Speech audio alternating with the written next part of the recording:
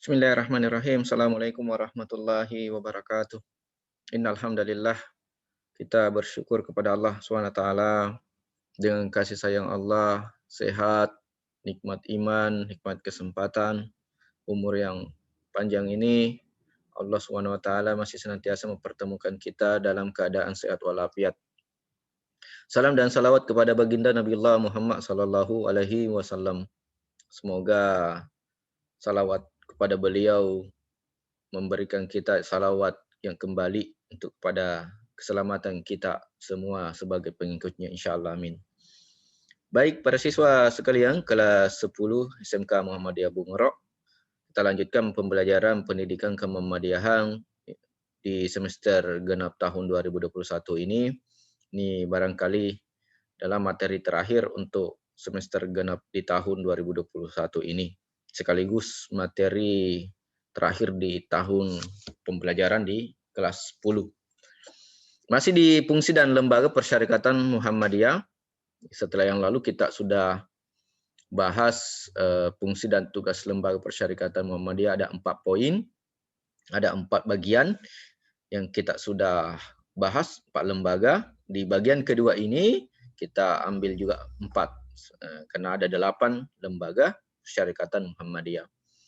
Baik, kita langsung saja. Yang bagian kelima yaitu lembaga hikmah dan kebijakan publik, atau biasa disebut dengan humas, hubungan kemasyarakatan. Ya, ini bagaimana peran Muhammadiyah terkhusus di lembaganya, ya, memberikan sebuah edukasi, partisipasi, ya, keaktifan di dalam masyarakat sipil tentang penegakan demokrasi dan hak-hak asasi manusia, sesama manusia di dalam masyarakat, baik di berbangsa maupun bernegara. Muhammadiyah ingin menekankan lewat lembaga hikmah dan kebijakan publik ini bahwa setiap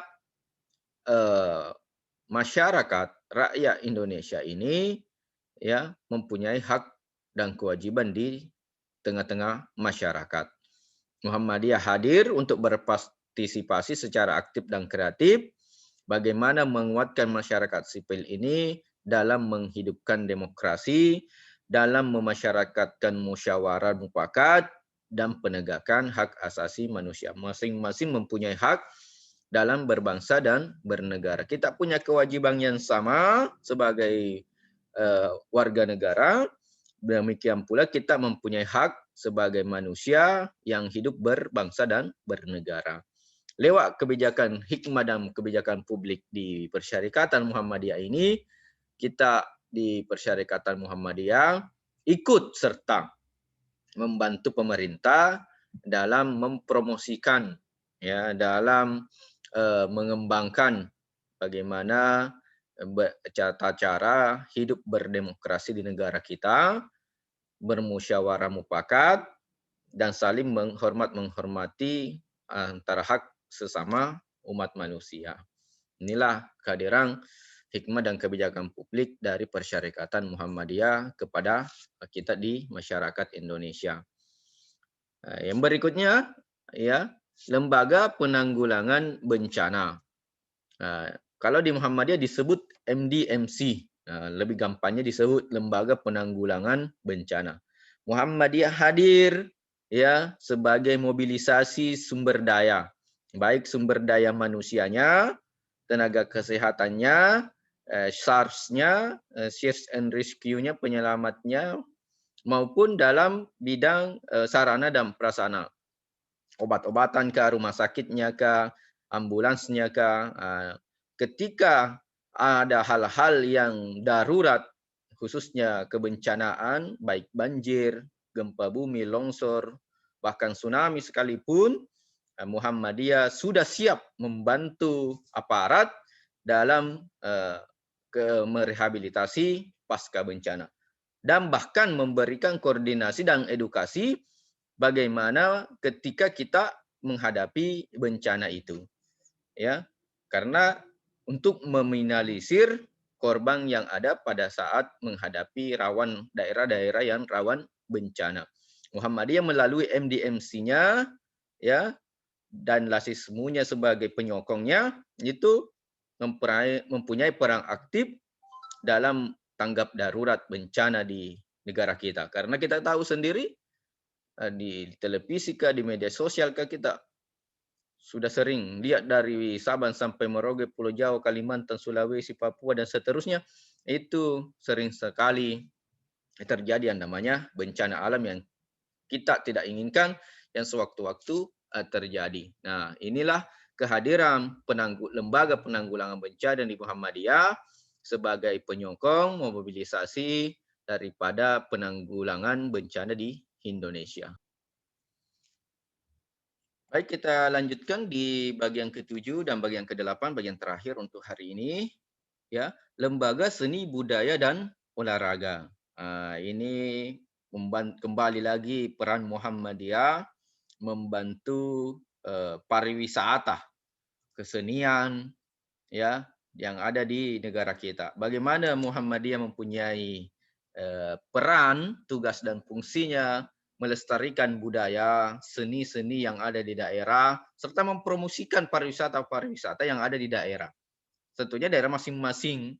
Oh, ini daerah mempunyai kesenian ini, mempunyai objek wisata seperti ini. Muhammadiyah membantu pemerintah dalam mempromosikan kesenian-kesenian dan pariwisata-pariwisata yang ada. Dan serta ikut andil dalam dunia olahraga.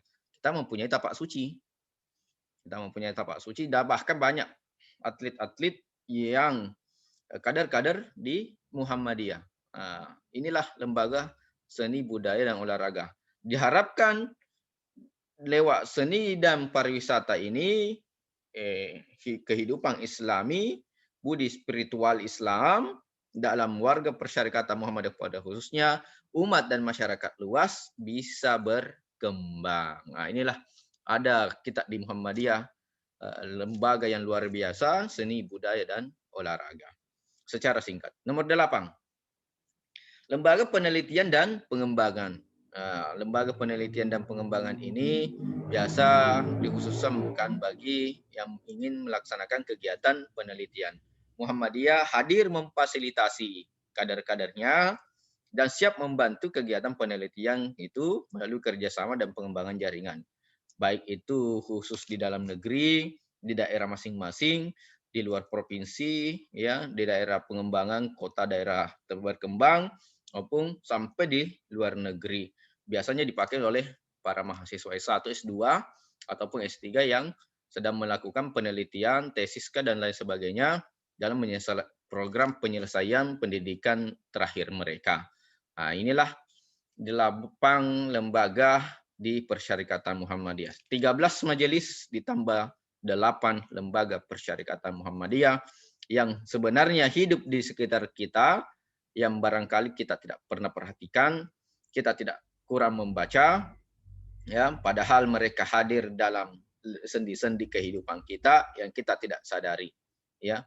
Kita kurang edukasi dalam mengapresiasi majelis dan lembaga yang ada di Persyarikatan Muhammadiyah di daerah kita.